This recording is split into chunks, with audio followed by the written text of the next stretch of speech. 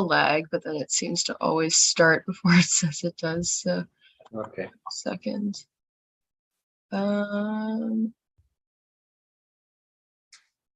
Okay. 3, 2, 1, and we're live. Oops. Hi, everyone, and welcome back to my channel. We're doing another saddle fit talk with Schleese. Today's topic is about the evolution of saddles and how they've changed over time. So it should be a pretty fun one where we'll get to learn lots of new things, just like all of the other ones. So we have a short period of time, so I'm going to let Jochen take it away right away so that we can get started and get through as much information as possible. Hey, Shelby, how are you? Good. How are you? Good, good. So I'm going to start off by setting up my screen share. Okay. And let me know when you can see it.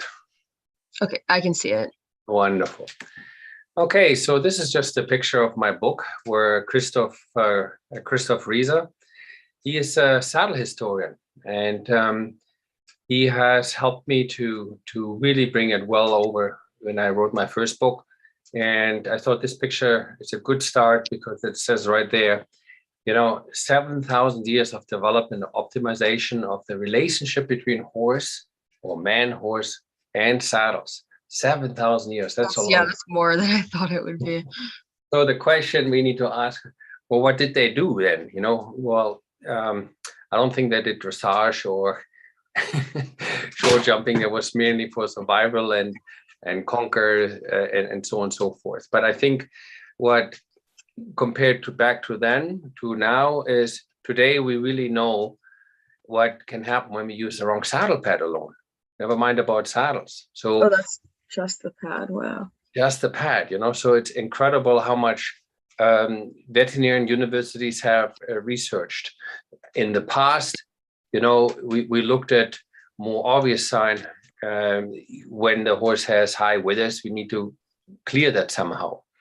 And today we have X-ray, MRIs, universities back then, when they looked at the withers and they saw these bone all deformed, they may or may not thought about, that's a good idea or not good idea. But they may thought, why do I need to design a saddle in the first place? Maybe I need to protect these bones.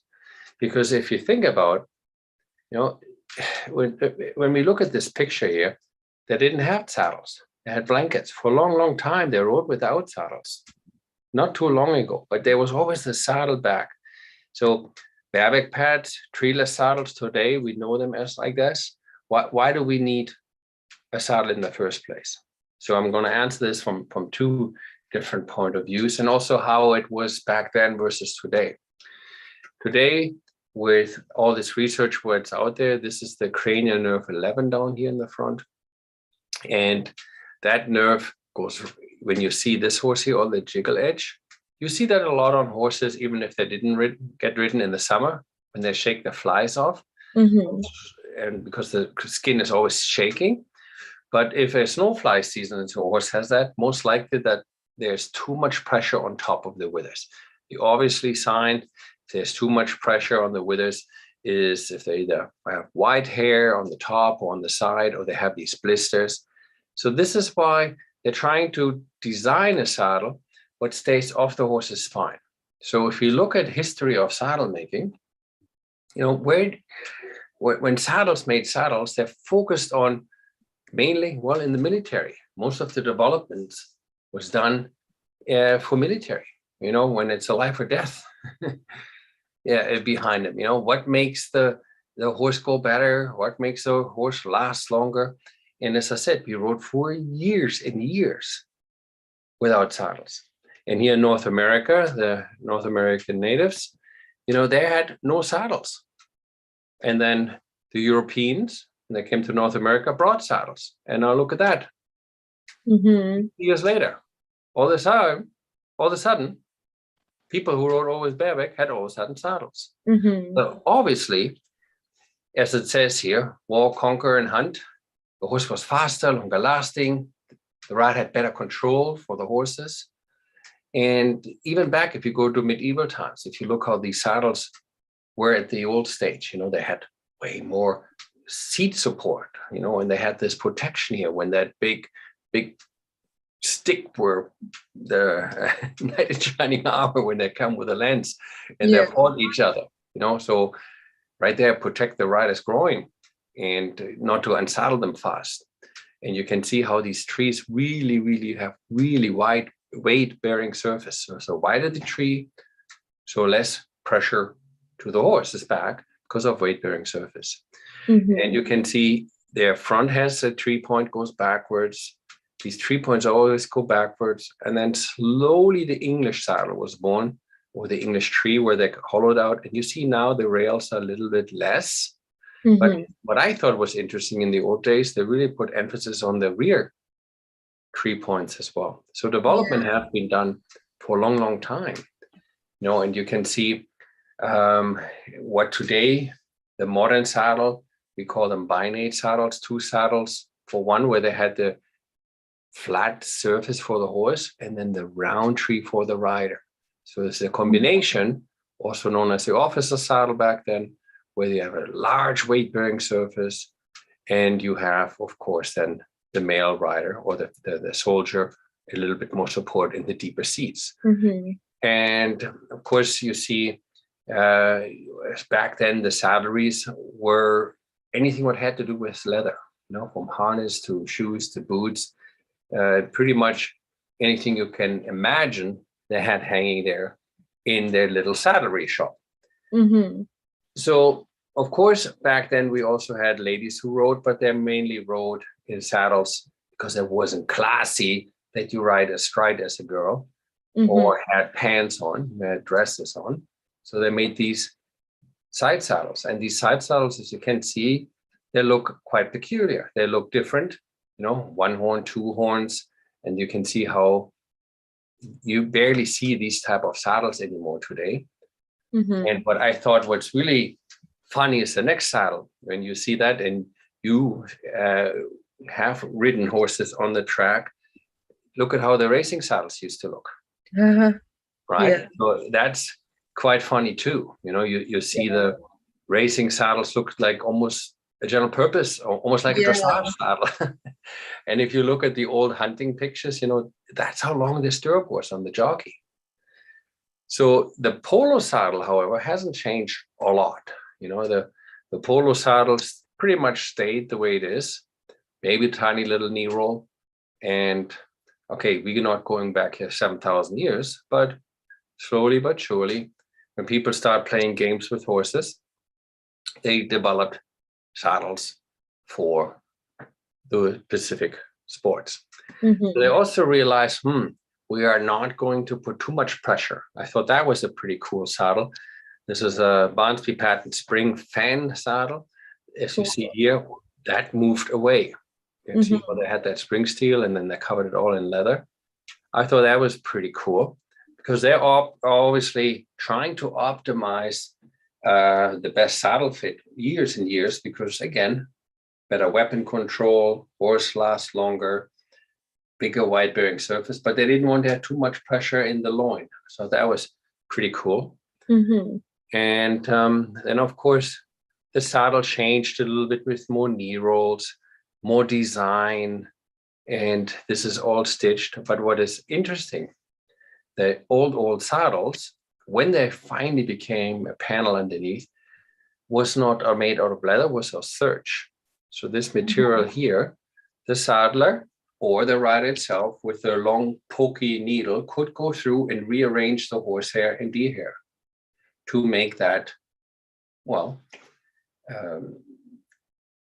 how do I say it, the best fit possible. So if we look at the old saddle versus the modern saddle, what do you see the big difference? The bars. See how narrow they are here? Okay. Yeah. And then it's really peculiar how it goes back to what was there before, which is the binate saddle. You see here, you have an English tree and then the Western tree underneath. Yeah.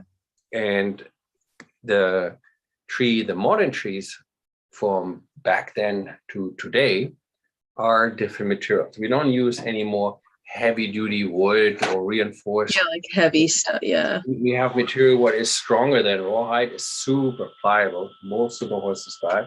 And that's why we can have that system, the binate. So if you look at the saddle here, narrow rails for the rider, but big weight-bearing surface for the horse. And if I go back, it was there before. Right? This type of saddles before, where you had big weight-bearing surface on the bottom and then the seat on top. So I thought that was quite interesting how they used to make the saddles. So, and then what else we got in saddle making? We have a new challenge, because back then the horses were bred and used for the sport they were used. When I had a big knight in shining armor in the medieval times, those horses were massive, huge, because these riders with their armor was really, really heavy.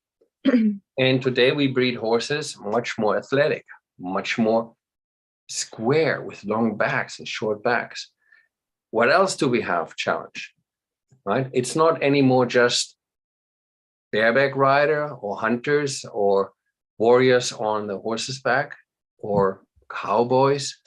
We also have a sport which is dominant, you know that, by females. Okay? So in saddle making, things change, such as the design of the saddle. Think about racing saddle, the materials of the saddle, and of course, we have different skeletons in the one female versus the male skeleton or spine, completely different. So when you take a butt cast from the two different sexes, then you see clearly, even though they both look the same, tall and skinny, 5'11", the impression of how the saddle is made to the pelvis, completely different. Male seat bones on the rear, very narrow together, females much wider, and a low pubic symphysis.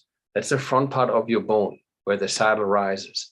So the guy has a lot of clearance here for his crotch and his bone, never mind about his soft parts.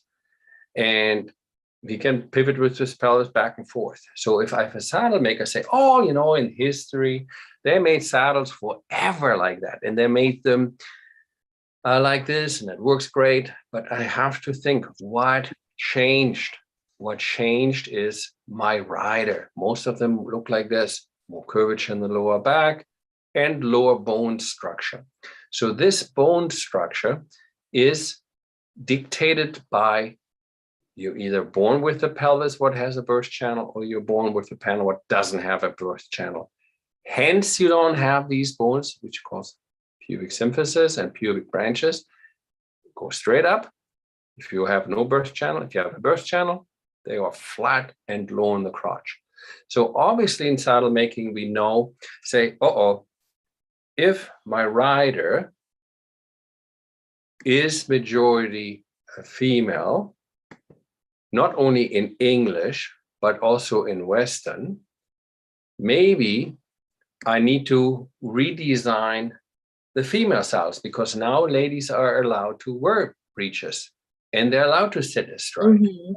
Okay, maybe I need to rethink a little bit how I make saddles. And we at Schleese, of course, pay huge attention to this. So we take the past, the history, and we make saddles for the people with the birth channel, the females. Cool.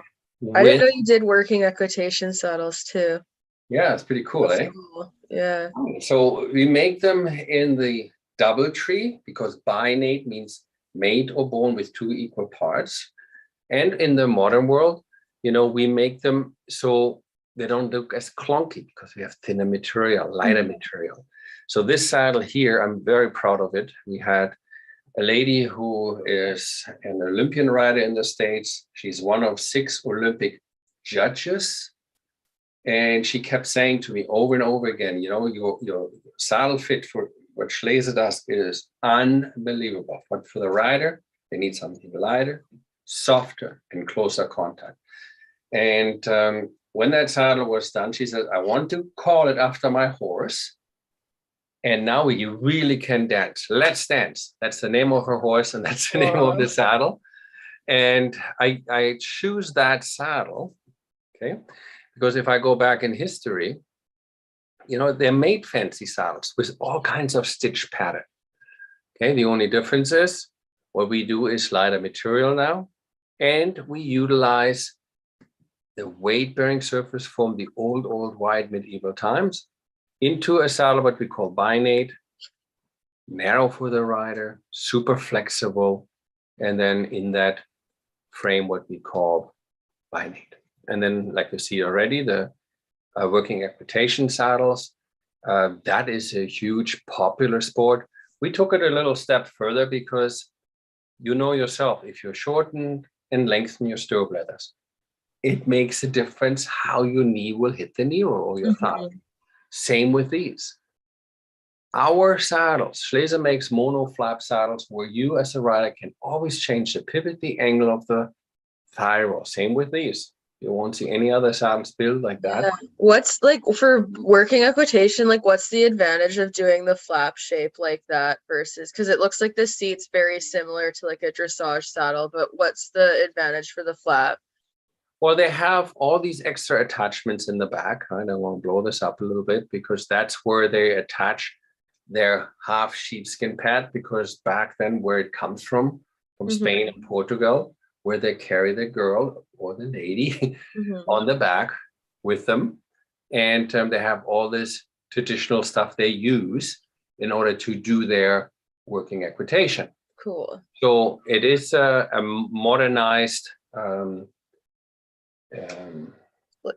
Western saddle / shore saddle with the big flap, so the lady gets her leg on there as well, hence that massive flap, without getting all the sweat from the horse on her legs.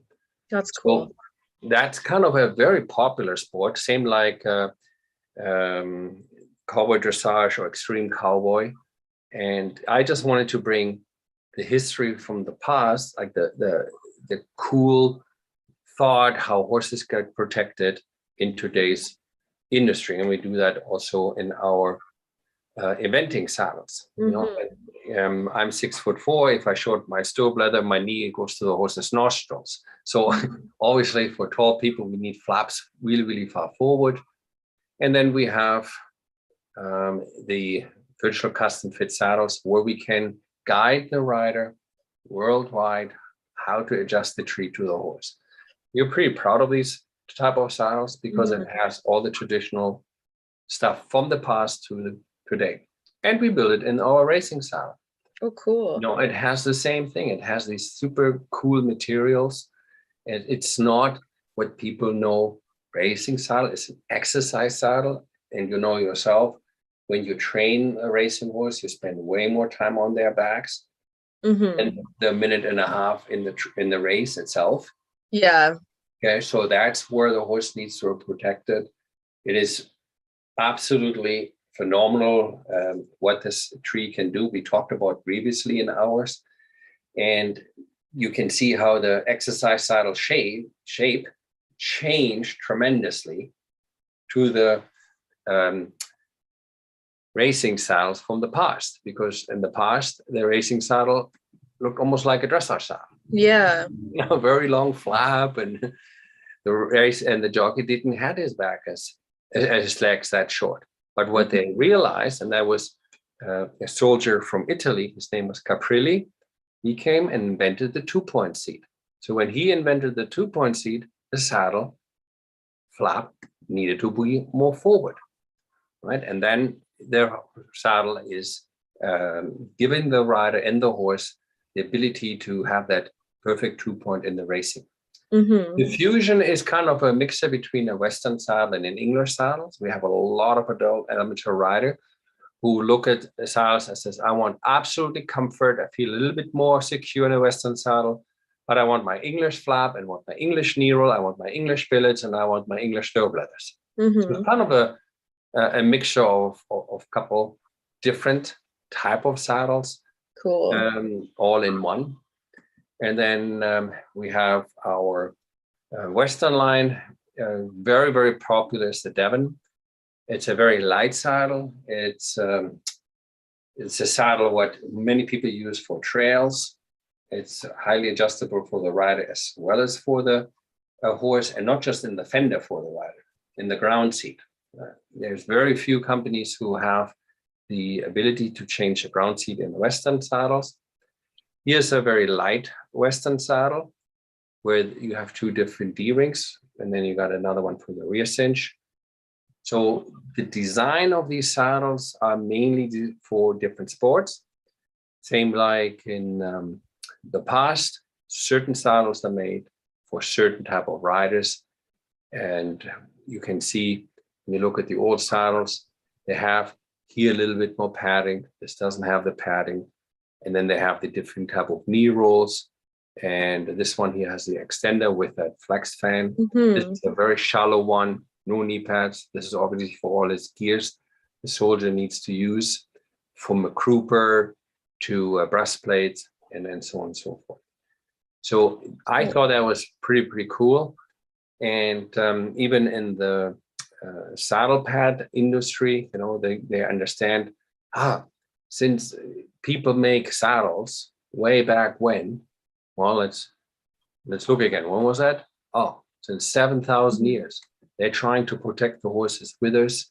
And the wrong saddle pad is pads what sit tight, just an elastic band like this. They flex, but they do not clear the withers. And if you don't clear the withers, this massive pull of the skin over these long bones on the withers.